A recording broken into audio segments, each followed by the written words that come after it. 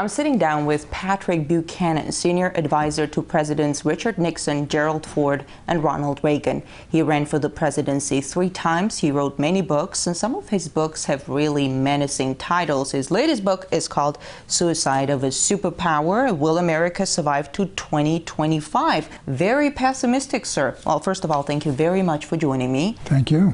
With regards to foreign policy, you're saying one of the ways to prevent that suicide from happening is to dismantle the empire. First of all, what do you mean by empire? Or you might call it the American Imperium or the American Empire. The United States has military bases dating back to the Cold War in Europe, in Asia, the Middle East, Africa, all over the world. And we're running a deficit of 10% of our gross national product. And quite frankly, we can't afford any longer, in my judgment, to continue to carry this enormous burden of defending 40 or 50 countries around the world. And so I think we're going to have to dismantle these bases. We're going to have to come back from Asia, come back from the Middle East and South Asia. And I think we're going to have to bring the troops home from Europe. You were writing and speaking out extensively about the Bush era crusade under the banner of ending tyranny in the world. Do you think that crusade is still on? Look, the idea that we're going to end tyranny in the world is utterly utopian. We never are. We've had tyrants from time immemorial.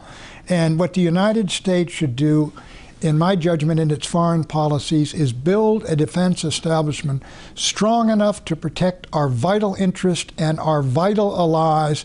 And when problems arise, whether it's in Zimbabwe or somewhere else, the people there have got to deal with their own problems. There's no doubt about it that throughout history, tyrants have arisen and seized power in one place or another. And as long as they don't threaten our vital interest or threaten and kill our people, the fact that they rule or misrule certain countries is none of our business. Osama bin Laden's successor said he supports the war against Assad in Syria.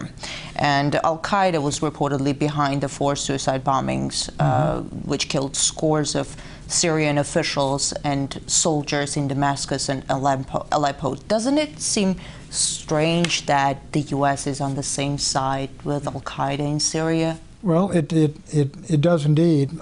Listen, the Assad government has been ruthless and brutal in suppressing the uprising and the insurgency against it. Not as brutal as his father was, Hafez al-Assad, who slaughtered 20,000 people in Hama in 1982 when they rose up. And it would probably be a good thing if he departed and they had a more democratic government. But your point is well taken. The United States should ask itself not only what is the character of this regime, but first question should be, do we have a vital interest in who rules Syria? My answer to that is no. Secondly, if the incumbent government is overthrown, who comes to power in Syria?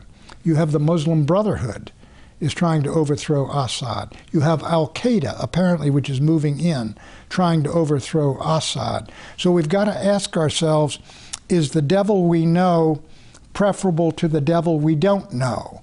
But in the Syrian situation, I think the very fact that Al-Qaeda has been involved, apparently, in these 4 suicide attacks should tell us that we ought to be wary about overthrowing or participating in a movement to overthrow Assad before we know what's going to replace him.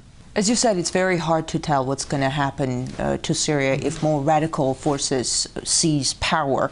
Do you think the U.S. foreign policy might be helping terrorists indirectly? I think the United States, American strategists would have to be fools not to see what Al-Qaeda is doing, not to ask the question, if it's good for Al-Qaeda, can it be good for us?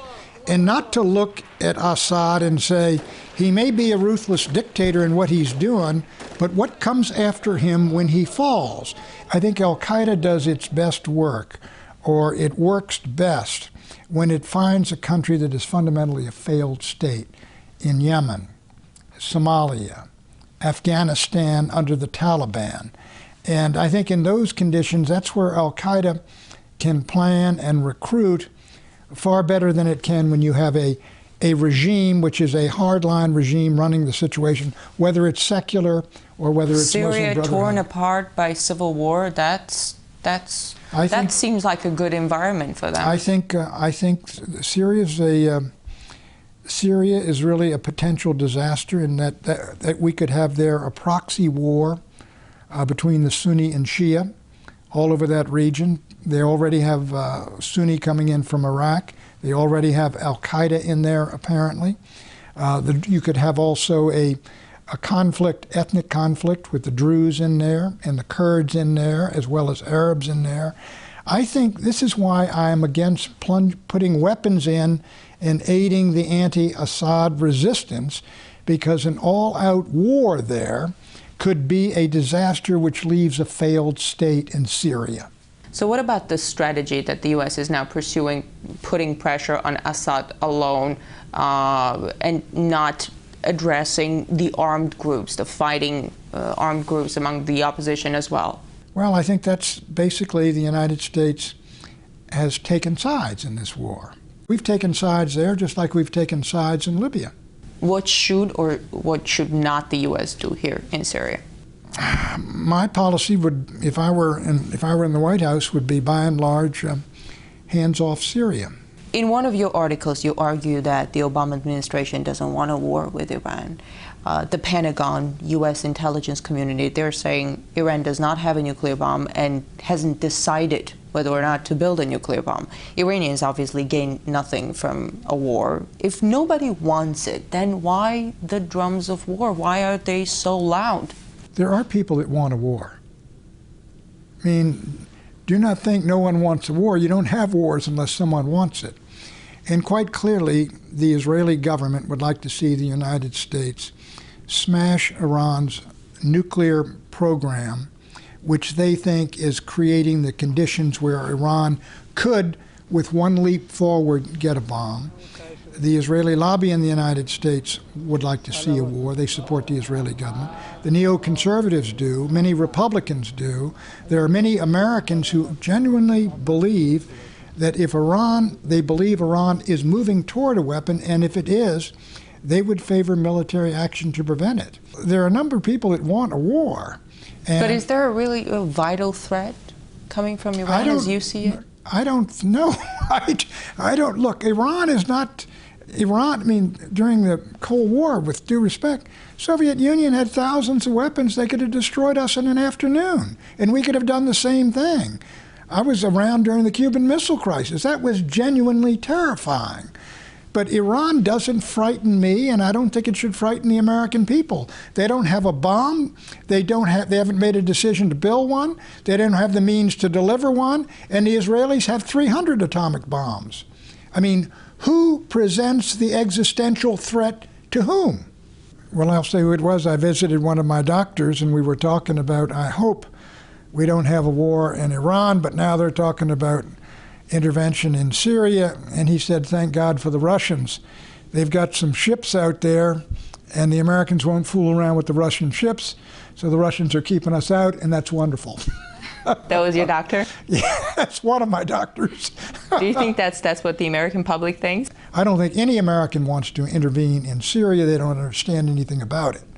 Iran, though, they got the Ayatollah, and they got Ahmadinejad, and he will always help out the hawks with some insane statement every couple of months. He's going to destroy somebody or other, and then the Americans say we have to get him. What is the danger of such rhetoric? The danger of such rhetoric is that it leads to another war in the Middle East, which I think would be a disaster for my country, and I think it would be a disaster for the world economy, and I think it would be a disaster for the world. You know, I opposed Desert Storm back in 1991. I opposed even going in and cleaning Saddam Hussein out of Kuwait, because I said this will only be the first Arab-American war. And I was right. I mean, if you talk about Islamic wars, you had the war at Desert Storm, you had the war against Afghanistan, you got the war on Iraq, you had the war in Libya, now they're talking about Syria, now they're talking about Iran. Of what benefit has this been to the United States when you see where we were in 1990 and where we are today, and where China was in 1990 and where China is today? They haven't gone into any of these countries, haven't invaded anybody. And they're moving upward, as is Brazil and as are India. And what are we doing in all these places? I don't think you can't replicate the Middle West in the Middle East. Thank you. Thank you.